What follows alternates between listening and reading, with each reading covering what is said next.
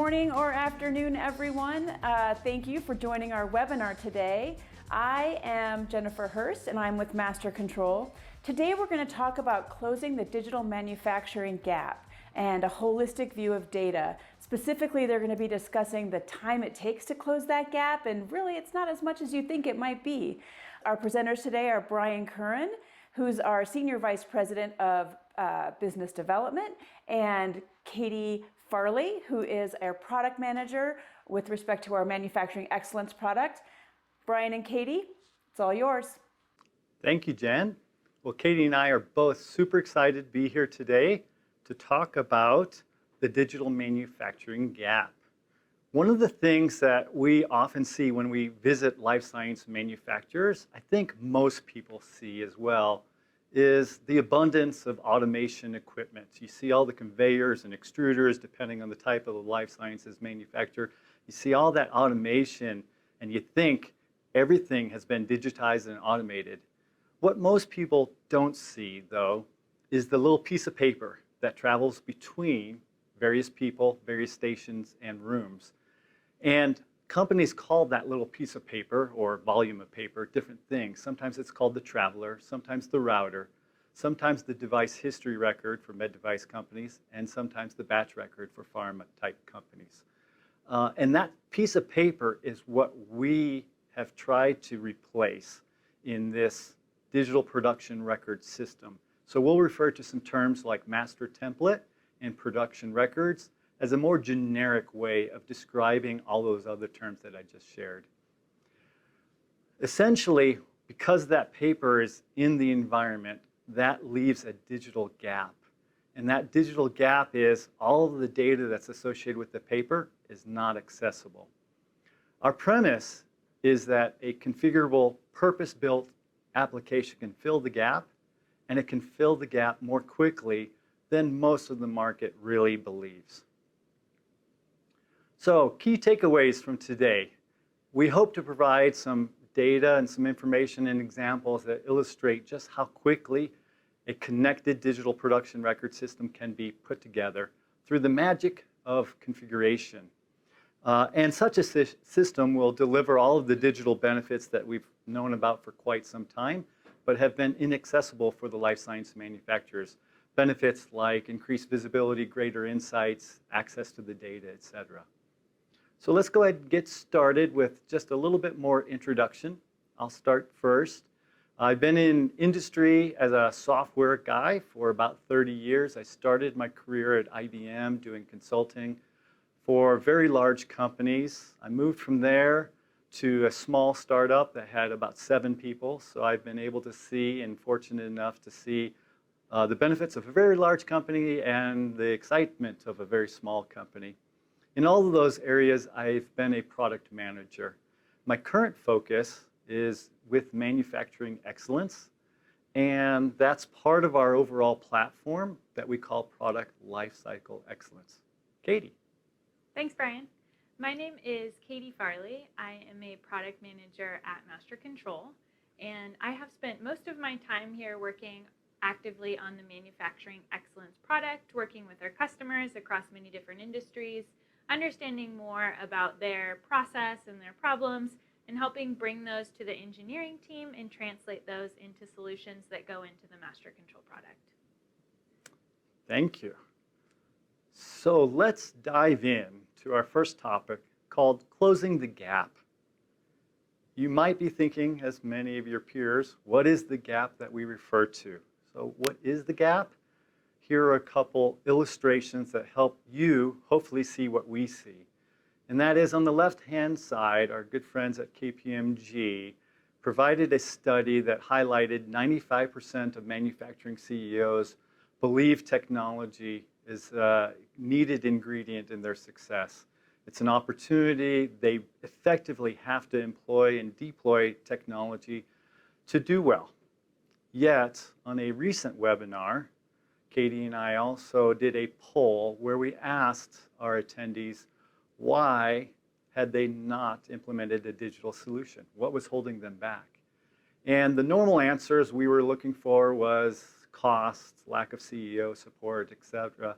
And those were some answers, but over 2/3 of the respondees actually said the number one reason was the perceived length of time that would be required to implement the digital system. And this struck a chord with us, and it kind of set the idea in motion for us to do this particular webinar today. There's another data point, very relevant. Notice the 6 feet distancing here. We're still practicing here at MasterControl. All of us during these COVID-19 strange times are doing that, but what we're also seeing in the manufacturing world, it kind of exposes some of the problems and challenges that manufacturers have with their existing systems today. And specifically, those systems, particularly in the life sciences industry, are manual. They're paper-based, and as a result, they're rigid and slow to change. And this has been a really bad problem because early on in the COVID situation, there were a number of data reports highlighting the need for ventilators. And a call to action was occurred across the country. Many different manufacturers from automakers and other types of products highlighted, well, we can change our processes, we can create ventilators. And so many of them volunteered to do so. One of the challenges they faced, though, was it's not so easy to quickly change when your systems are paper-based, manual, and not digitized. One of those said companies is Medtronic. And on the right-hand side, you'll see a screenshot from their website. Our ventilator specifications, your ingenuity. Medtronic did something really unique. They took one of their ventilators and disclosed all of their manufacturing procedures, their design specs, and other documents. We downloaded this set of files. It's over 50 meg of files. There's a lot of files out there. And so kudos to Medtronic for being able to do this. Their intent was admirable in that they wanted to enable others to be able to manufacture this piece of equipment. However, how quickly could the industry adapt and change? That was one of the challenges because of the paper-based process. And so we decided, let's do an experiment. Because Medtronic had divulged or exposed this information with everybody, we took that and we wanted to see how quickly we could incorporate those into a digital system. So this was our experiment. We took their open source design, we built device history records from their procedures, and we recorded, knowing that was part of the experiment, how long it would take. It exceeded our expectations. We thought it would go quickly, but not this quickly. So we took their 24 documents. We had one of our consultants review those documents, try to understand what they were saying, and spent about an hour to not only review the documents, but also load them into MasterControl. Then they took those documents and made digital production records, in this case, DHR templates out of those. There were 2. They're relatively small, as you could see from the diagram before. It's not the most complex piece of equipment, but it's pretty complex still. We were surprised and pleased to report that that individual on her own created the 2 DHR templates in under an hour. 45 minutes is the reported time. So that was, to me, an eye-opener, because industry, as we shared on the poll before, industry highlights it takes a long time to implement these types of systems. And we took the open source documents and created those as in digital forms in under an hour. Quite remarkable. So in fairness, we wanted to make an assessment and try to do an apples-to-apples comparison. Because these DHR templates were relatively small, we asked this consultant who had been in industry before if they were implementing these same kinds of records in a paper-based mode, how long would it take? And her estimate was definitely not in hours, but that to build the initial template from scratch would be a matter of weeks, and probably not months because they weren't that large. However, it definitely would be weeks. Furthermore, because they don't have a digital system, they would have to take that paper-based template and route it in a manual-based system, which means you have to encounter all the problems with people being available in their office, et cetera. So probably not even in a COVID situation, which would make it longer. But under normal circumstances, it would still take weeks to route, review, and approve that document. The thing I like to keep in mind is if we're doing apples to apples, we've got the digital format that we created in 45 minutes, and we have the paper-based form that would take weeks, except for those are not apples to apples. That's apples to oranges. The one that we were able to create digitally provides all the benefits of a digital system, and the ones created hypothetically in a paper-based system carries with it all the challenges with paper. So with that, I'll hand it off to Katie. Okay, excellent, thank you. So we've touched a little bit already on how valuable it is to be able to quickly implement a digital system, and so much of that success and the ability to do so lies in the configurability of the digital system that you're looking to use to digitize your master templates. So looking at moving from a paper process to a digital process, often the assumption is that the digital process and the digital interface would be much different from what people are used to today, and it would resemble a completely different look and feel, or it might come with some sort of preset format that those who use it day in and day out would be completely unfamiliar with. But the reality is that a digital system should allow for full configuration, so it can pretty closely resemble the process that many are familiar with today on the manufacturing floor. This helps ease the transition not only for the person who's building the record, but of course for the end users who will be using it as well. In addition, I'll get into more detail on this in future slides, but every desired configuration, from limits around numeric values to sign-offs, adding witness and verify, is all fully configurable.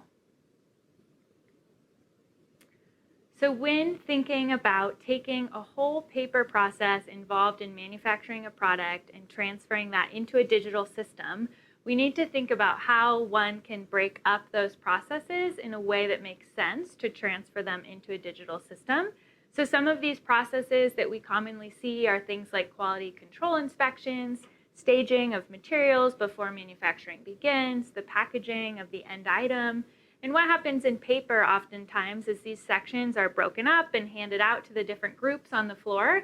And not only can this result in obvious issues like lost paper, but also a loss of communication and understanding what's happening with these other groups and the relevant information that pertains to these other groups as well. The way that we have tackled this with the master control interface, which you'll see an example of this here, is following the ISA 88 model and breaking that up into units, operations, and phases. So units being the highest level, operations below that, and then phases are where the actual data entry can take place. With the ability to break up these into different structures, different configurations can be added at different levels, such as sign-offs, training requirements for everything that's happening within these sections. What you see here in this screenshot is an example of predecessors, so the ability to configure that one group of processes needs to complete before another can begin. In this example, we see staging has to complete before kitting and packaging can begin, meaning all of the data entry and sign-offs as configured need to be complete in staging before the process can begin in the subsequent processes as configured.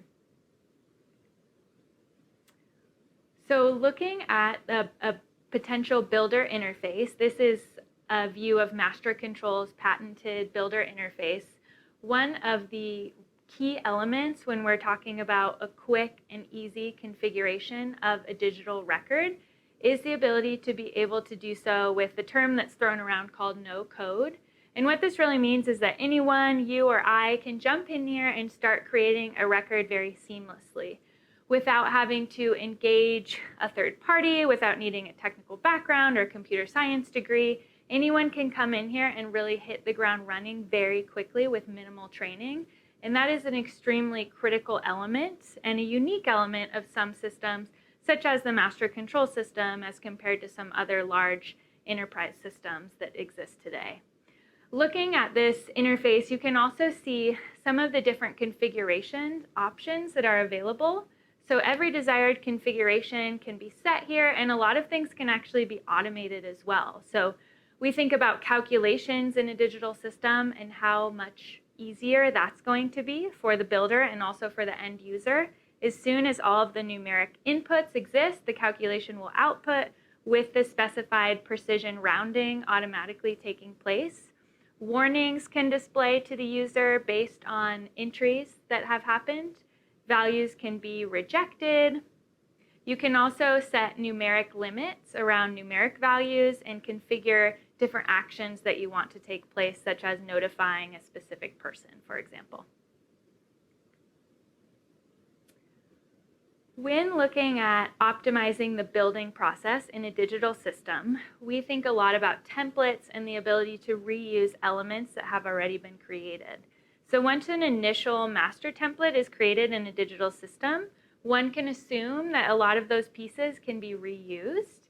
And the ability to reuse these easily in a digital system really helps with the ease of building, such that each subsequent master template can actually be built faster than the first one, which is huge. But it also really helps with consistency as well. So these shared elements can be available across the whole organization, not limited by a site or by the internal knowledge of a specific user, which really helps with consistency for all products across the organization. We've found that there's a few typical uses for templates. The first one is just your typical copy-paste. So you have a process that's almost similar, and in order to save time, you want to take it from one master template, put it in another, and add a few tweaks. That's absolutely possible in a digital system. The other element that we've found is where you have a process that is the exact same across many different products, and this can often take the place of or be referred to as a form. So an example that's quite common is a line clearance form. You have your line clearance form and 100 products created in one room. All of those products are going to need the same line clearance form. And in the paper world, this is usually handled one of two ways. You either have that form embedded into each individual master template, and you can imagine that change control in that situation is a nightmare. Or the other situation would be to keep that line clearance form as a separate document and then make sure that that's printed and attached every time a product is ran, which comes with its own difficulties as well. Digitally, this can be really optimized such that the line clearance form in this example can be created and revisioned one single time and then essentially digitally connected every time that product is ran. So really taking the advantages of both of those options and optimizing them in the digital form. Okay, tables is another area where we see great advantages both for the builders and the executors on the manufacturing floor. In a manufacturing process, there are many opportunities where you have a set of steps that need to be repeated an unknown amount of time. Whether it's QC inspections, viable counts, material inputs, the way that this is handled on paper is usually a table with a bunch of extra rows. Any rows that aren't needed are NA'd, or in a scenario where you run out of rows, you need to go grab another piece of paper and add that to the stack.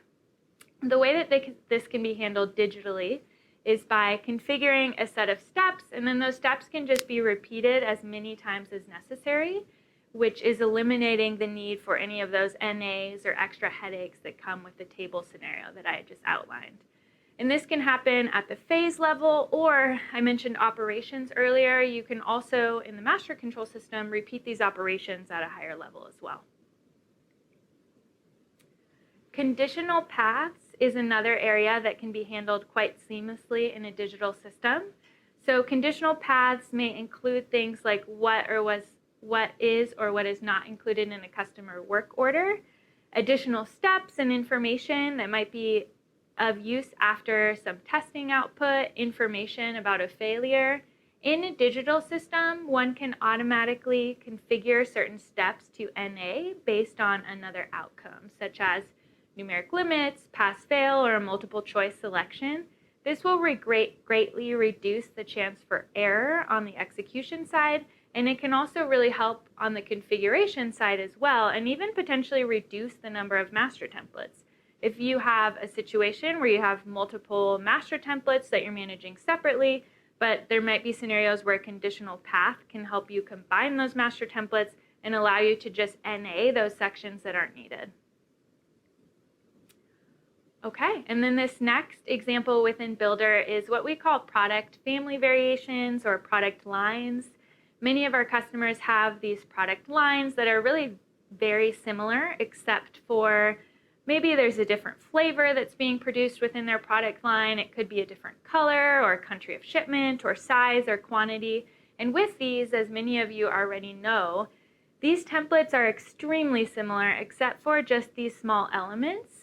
And the way that we see these handled today is sort of similar to what I mentioned earlier with the line clearance form, to where we have customers that will keep all of these possible variations in different master templates. And you can imagine that's quite the headache when it comes to management and change control when you have such a high number of templates that you're managing. The other option would be to just combine them into a minimal number of templates or combine them into one. And what you end up with in that scenario is a bunch of steps that you really don't need to do. So not only does it really create a messy record, but there's also a lot of room for error for the end users as well. This is another situation where the digital world can really optimize the configuration and the ongoing management of these master templates. And we can take the best of both worlds of those two situations that I just outlined and allow users to configure all of those product variations within one master template interface. But when the operators are going to execute, they're only going to see the steps that are relevant to them and the product that they're producing, really eliminating the room for error on the manufacturing floor.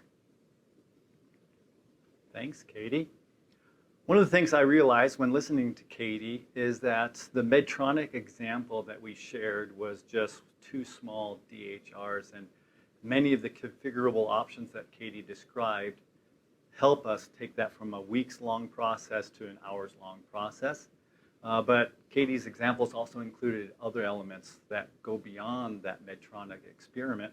Several of those examples help our customers go from managing hundreds or even thousands of templates, and whether it's conditional paths or some of the other elements highlighted, instead of managing thousands of templates, they can manage maybe 50 templates. So tremendous speed can be gained through those capabilities. When we think about an individual template or production record, device history record, batch record. This section is entitled Power of Connectivity. Wouldn't it be ideal if while we're doing that configuration, we could do even more? So even more than just making it faster on an individual production record. What if we could connect that production record that right now is not connected because it's paper to other systems that customers already have? So that's what this section will talk about. The digital production record ideally would not only be able to be built faster and streamline the individual operators' processes, but they would also be able to connect to other business systems. So at a high level, just looking at the business systems highlighted here, it could be your dock control system, could be your training system, your quality event system, maybe your equipment calibration system, and another example would be the ERP. And I'll touch on, Katie and I both will touch on some of those examples just a little bit more. When configuring a system, ideally, it'd be easy to drop in a link to the dock control so the operator has access to a work instruction. The screenshot on the right, if you see in the upper left portion of that screenshot, there's a link to a GMP SOP document. That, if the operator clicks on it, brings up the associated document. The most important aspect of that is knowing it is the then current document. And there's some other magic that we can, because it's digital, leverage the power of the computer. It's dynamic, so the operator always uses the then current version of that document. But then when the DHR or the production record is completed, we timestamp that. So 2 years from now, when you look back, you'll be able to have confidence that the correct version is associated with that production record. This one is an interesting example. So we also want to be able to allow a production record to be configured so that the operator can't perform a particular work instruction or operation without having the required training completed. Typically what's done in today's environment, in a paper-based system, we wait until the very end of the process, and then somebody has to go through to make sure that the person that did perform each operation on a 300-page batch record, perhaps, was appropriately trained. Rather than check on it afterwards, why not just prevent it from happening? And that's what a digital system allows you to do, just like a required field. You can't move to the next page if you're filling out a survey if you don't put in your name, etc. So that's what this example is highlighting. And from a configuration standpoint, this is automatically done. There's no configuration required. If we go back to the prior example, the GMP SOP document, a digital system should automatically know what training is associated with that and automatically configure it for you. An ideal one would. So another way to connect a system, the digital production record, to other systems would be your quality events. So things like deviations. In today's world, it's a paper-based form probably, or maybe it's electronic form, but in no way is it connected to the paper-based production record. So when we connect all these systems together, you can do things like automatically launch the form from this production record, as well as know the status of that, and also do things like, well, the production record can't be finally released until the deviation is completed, as an option, for example. This equipment calibration is similar to the training scenario. From a configuration standpoint, wouldn't it be great if you could configure the system very quickly to enable you to not enable the operator to not be able to use a piece of equipment that hasn't been calibrated? So rather than waiting until the end of the process and discovering that an uncalibrated piece of equipment is used and possibly risking scrapping that, a digital production record system should just eliminate that possibility altogether. And the screenshot shown on the screen below, at the bottom shows that an operator is only able to select the equipment that is within calibration. Excellent.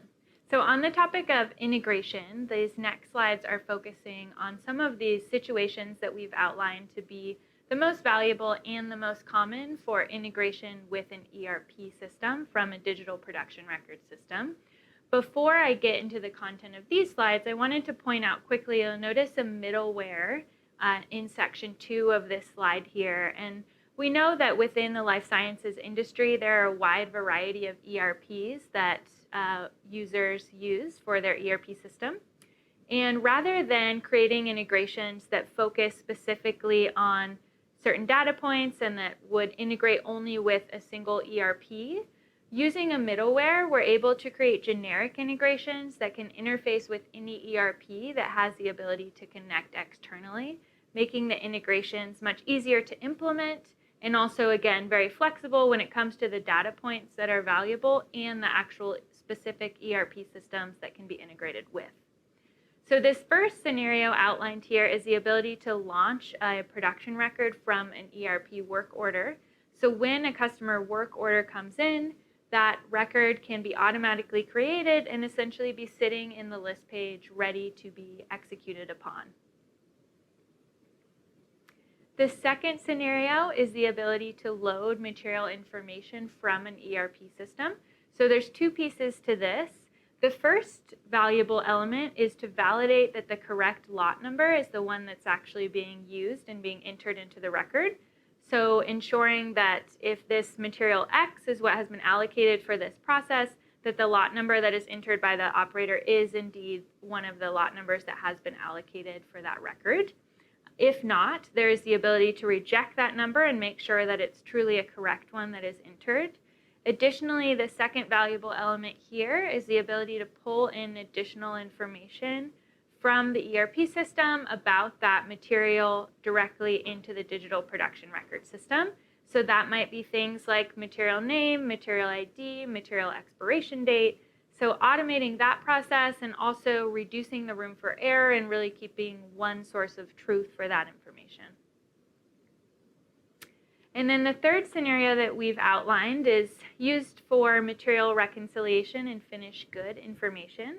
So this is the ability to take any entry from a digital production record system and send that information to another system, in this case an ERP system. And the most common uses that we've seen for this particular scenario are things like material deprecation, the amount of material used, where that material should be deprecated from in the ERP system, as well as finished good information, the status of the lot, for example, the expiration date, and any other information about the finished good that might be relevant to the ERP. Thanks, Katie. So, section 5, the holistic view of data faster. Let's break that down just a little bit. Data. What we see and most people don't realize is that data is not accessible for life science manufacturers. Why? Because they have paper-based systems for their production records. So just being able to reveal that data that's currently hidden and inaccessible is a huge step forward. A better step is a holistic view of that data.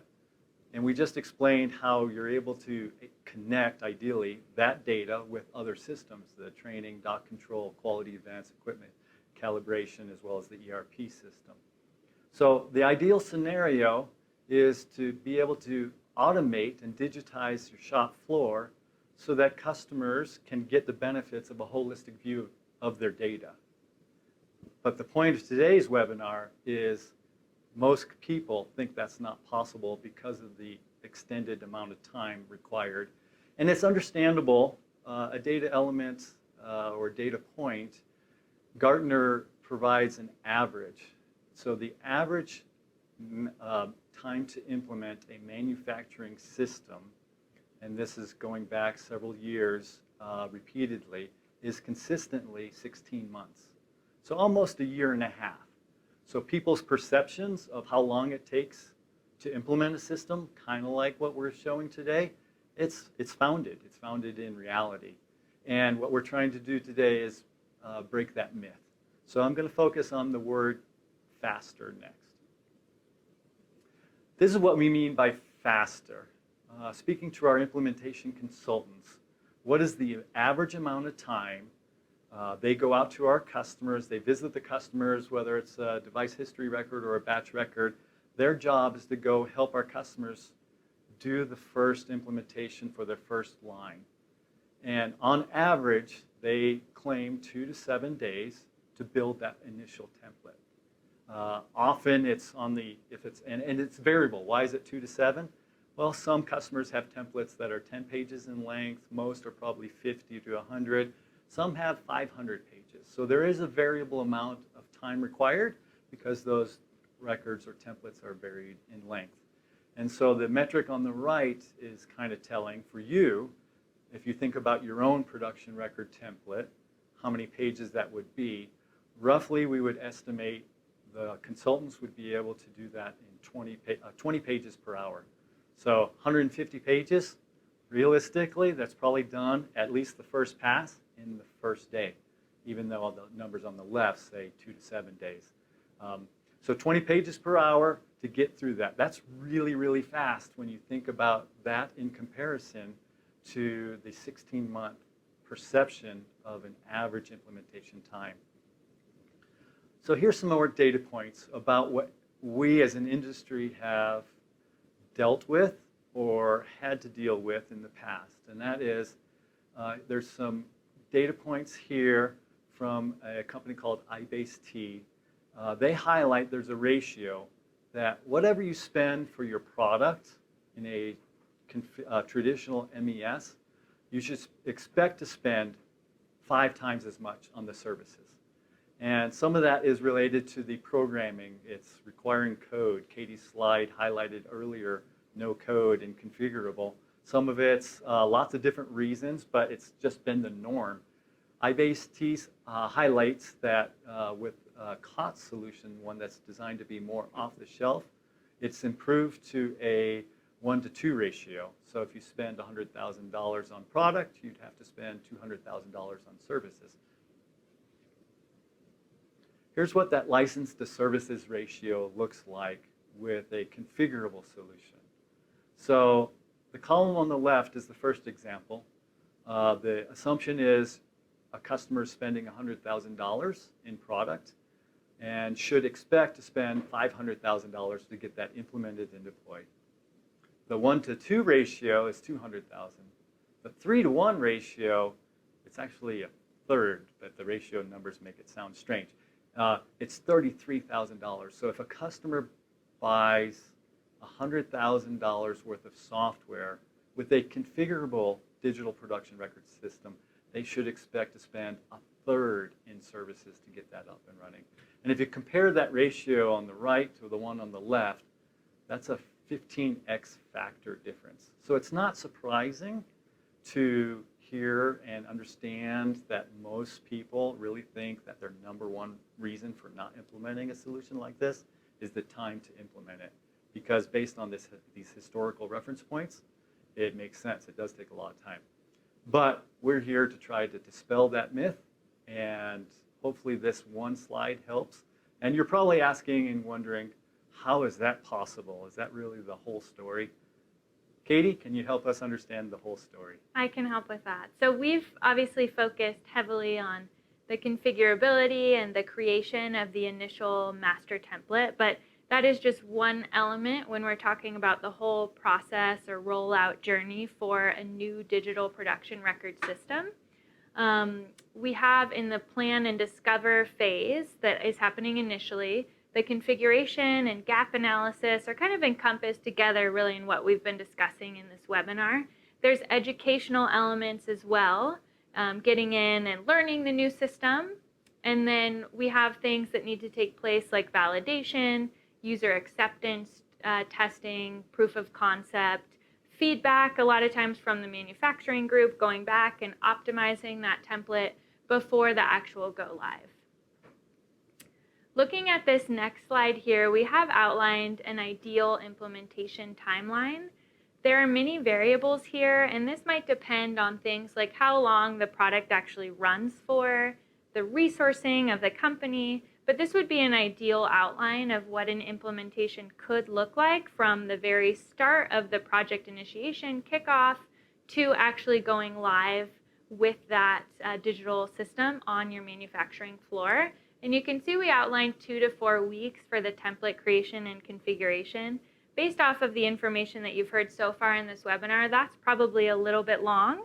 But again, some of these elements may vary depending on the product and the process and some of the complexity behind it.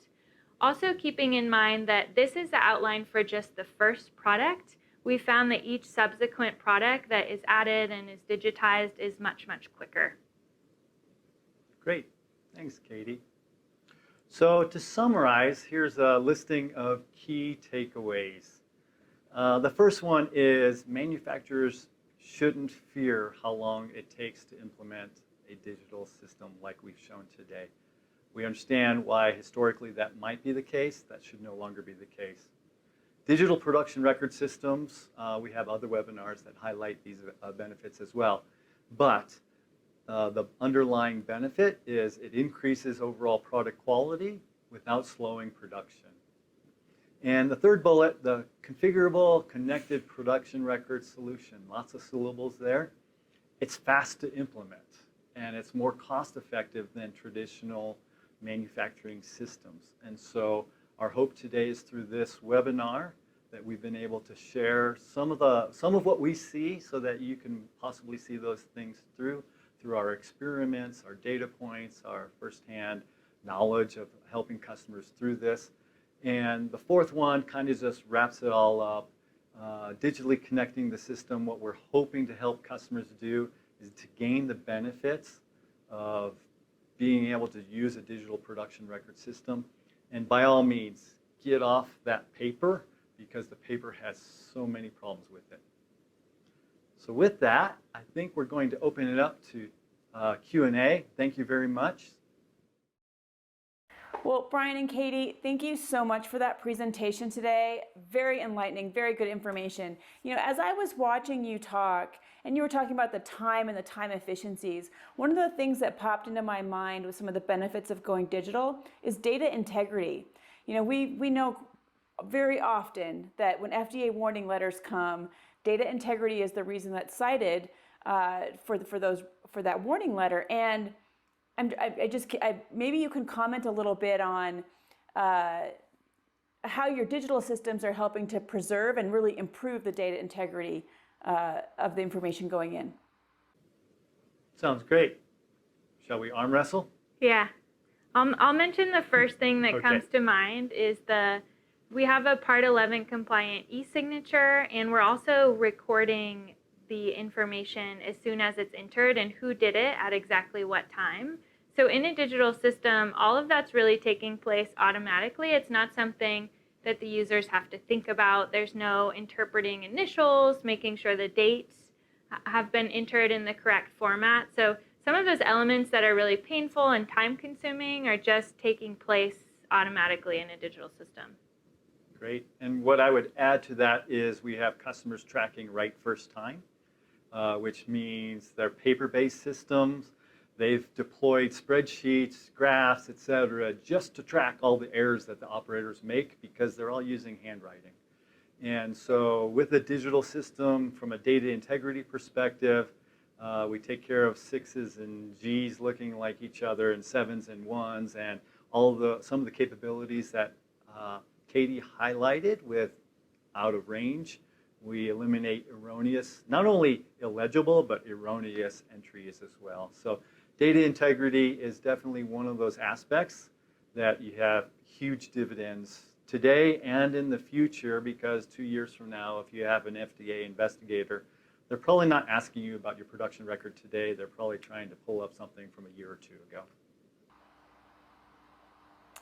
Very good. And to bring that all back to our main theme of today, time, I'm sure that data integrity improves the time as well. Well, it looks like we have quite a few questions that have come in already, so thank you to our viewers. First off, Katie and Brian, I'm going to toss these questions out to you, and then you guys can decide who's best to answer. Can the template builder or digital record include supporting documentation like labels, attachments, or other printouts? I'll take that one. I knew you would.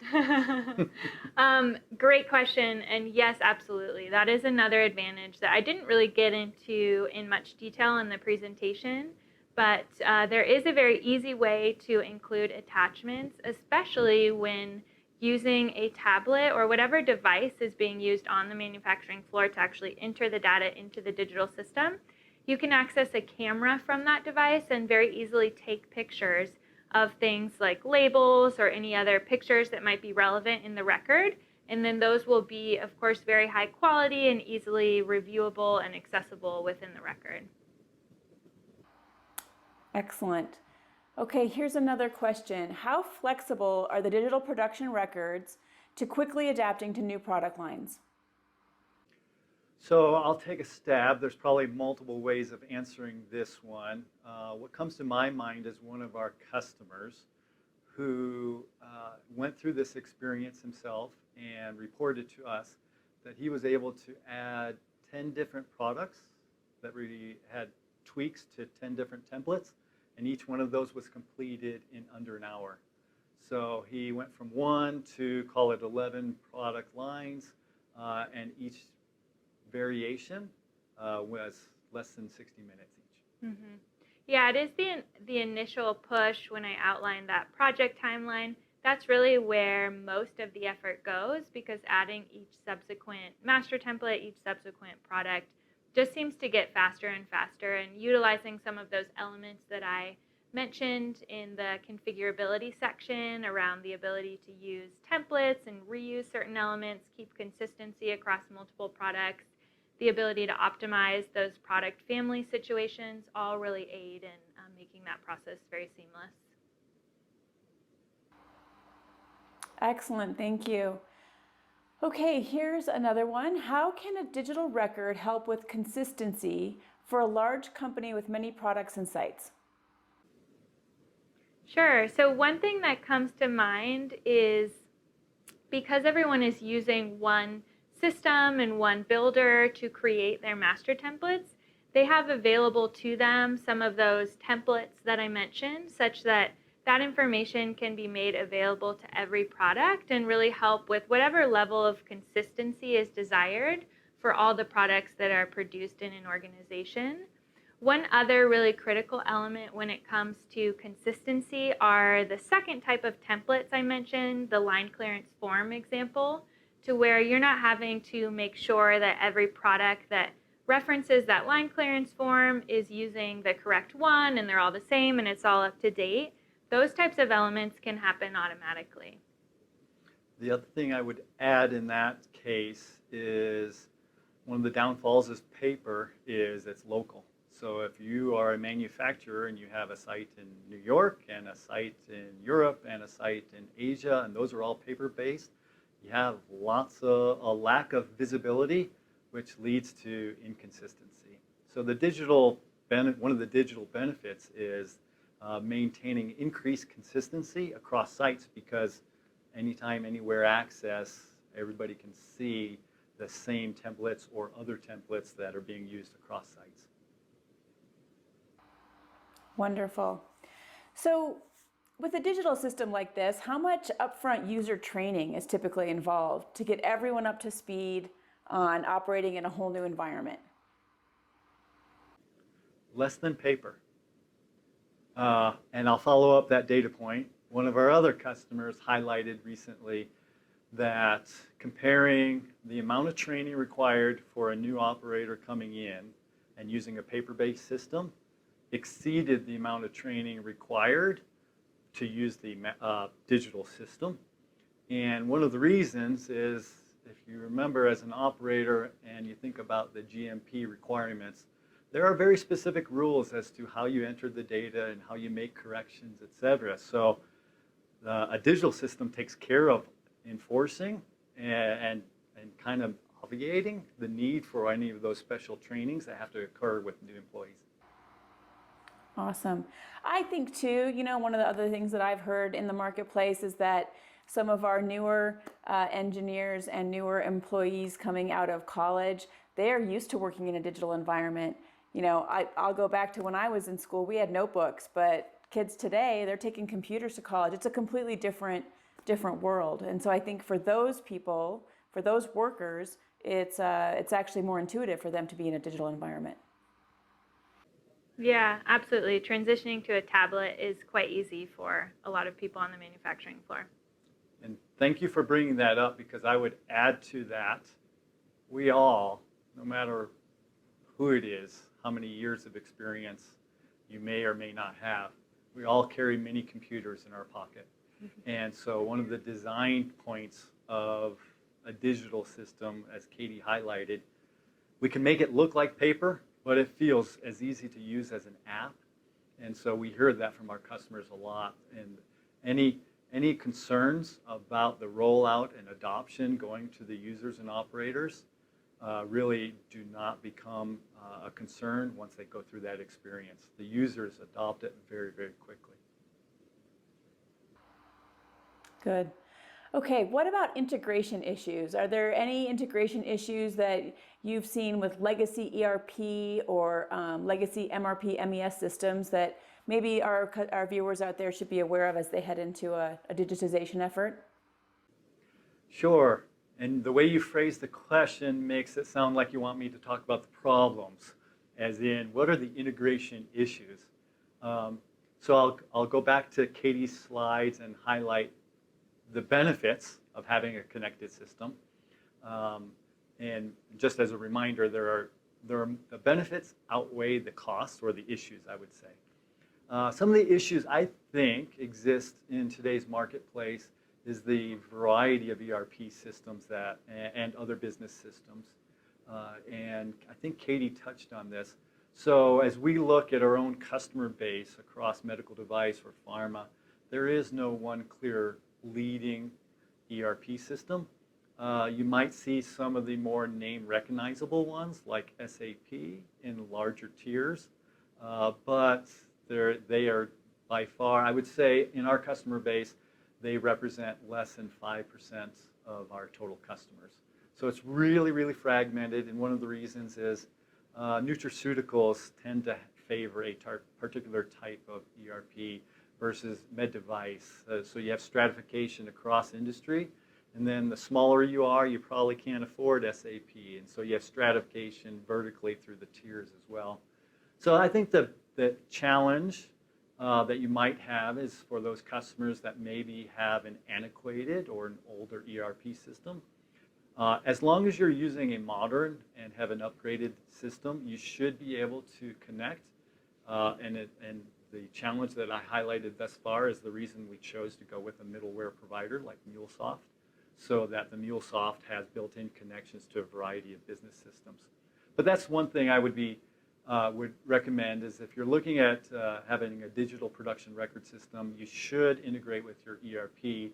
You might want to take a look at your ERP and just question, is it updated? How current is it? Good information. Katie touched on this a little bit when we were talking about data integrity, but how do you ensure the digital records maintain a constant state of audit readiness? So the digital production record does always have in the master control system accessible an audit-ready, human-readable PDF format. So you don't necessarily want an auditor or someone coming in to review, sifting through the digital interface. So it is, I think, critical to have access to some condensed document that's accessible and easily viewable for any person. Great. And one thing that triggered in my mind, another element to add as we think about you as our customers, life science manufacturers have different needs in terms of being audit and inspection ready.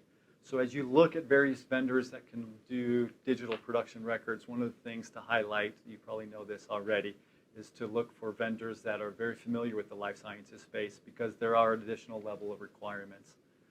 And since our primary target market is life science companies, that's it's almost like a given. We don't even think about afterwards. It's just something that we designed into the system from the very beginning. Great information about just life sciences and that it's just natural for us to design something that's in an audit-ready state. We get this last question a lot, and I think we all know that digitization and these types of projects have to come from the top down. So what recommendations do you have for getting your leadership team on board? Say you're one of those manufacturing managers, but you got to convince someone higher up the chain. And then also, so not just getting them on board, but any recommendations for how to get your IT team on board as well? Very good questions. I'll take first stab and have Katie jump in. So depending on your executive level support, many of our customers fortunately have been in a position where the executives know that it's hard to maintain a competitive advantage if you're using antiquated systems and paper-based systems. So it's certainly easier if your executive team understands the benefits of digital. If you're in one of those situations where your executive team may not, and that's not really fair, they may understand the benefits, but everybody has 10 different priorities, and you have to judge or weigh this project versus another one. How do we get this project to move forward? One of the things that we've done is created an ROI tool. And the ROI tool, really the main benefit of the tool is it leads a conversation. There are simple things when you're thinking about digitizing. Cost of paper. The cost of taking that paper and moving it off-site, it's kind of silly in my perspective. It's like, how much can the paper really cost, and how much can storage cost? Well, if you have a 500-page batch record, how many banker's boxes are you really using? So that's one element. Another element would be like a compliance. Well, what is the cost associated with responding to an audit if what they ask for is you have to go to some warehouse and find it in some banker's box, and then the being able to be responsive has an underlying cost as well. So the tool, what I would recommend is try to build a business case. And in building the business case, it's something we help our prospects and customers with. Think about the cascading or ripple effects of the paper-based system. And we touched on this in a different webinar where we talked about the ripple effects. Most of us think about the problem is that a 7 or is that a 1? And if we're writing a date on a Happy Mother's Day card, because Mother's Day was just recently, yeah, we just cross that out and we make it more legible. Or if they can't see if it's a 7 or 1, it's not that big of a deal. If it's a 7 or a 1, and it's going into some kind of recipe for a drug that people consume, it could be life-changing. So we don't want to take that risk, certainly. So the digital system helps you avoid that risk. But in the ripple effect, you need to take each scenario that we've described today as a possible problem and think about the downstream impacts. The illegible data turns into errors. Those errors turn into deviations. Your QA team now is spending more time working on the deviation than actually looking at improving the process.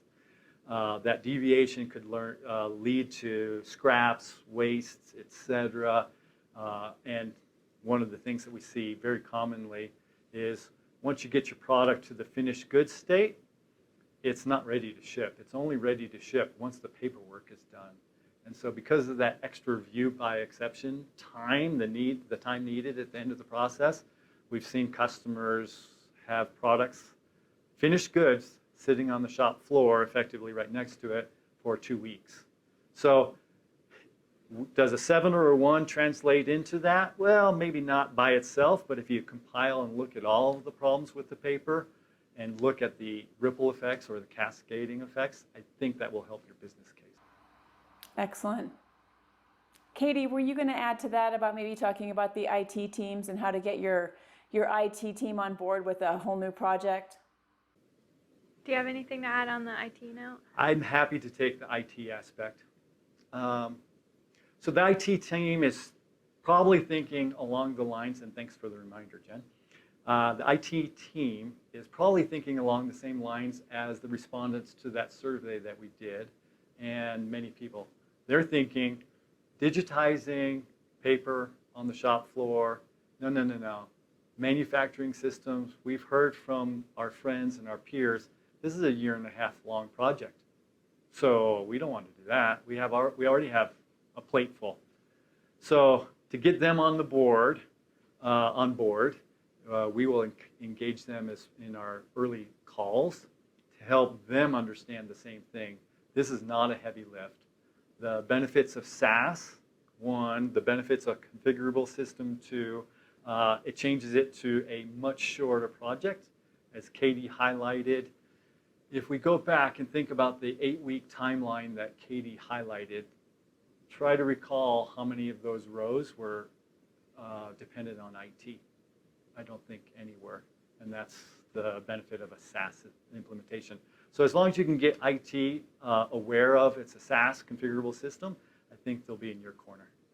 And I would only add that some of the benefits and the integration capabilities that we mentioned, those don't need to be done at any certain point in time.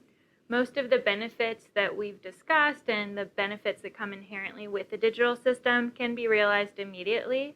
And those integrations are something that can be added later when there's resources. Great point. Good. Well, Brian and Katie, I think we've come to the end of our time today. I want to thank both of you for your expertise and your very thoughtful presentation. I hope that everybody out there that's watching it today found some good value in what we've presented to everyone.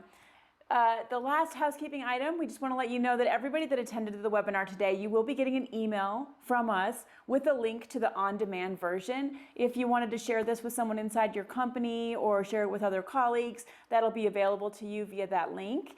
And if this information really intrigued you, we have developed the ultimate guide to manufacturing excellence, and it is available on our website. We will include the link to that document as well when we send out that final email, just to give you something else to continue your journey on educating around this exciting advancement in our industry. Thank you everyone again for joining us, and hopefully by the next time we do this, we'll all be in the same room. Bye-bye. Thanks, Jen. Hopefully. Thank you. Bye. Bye, all.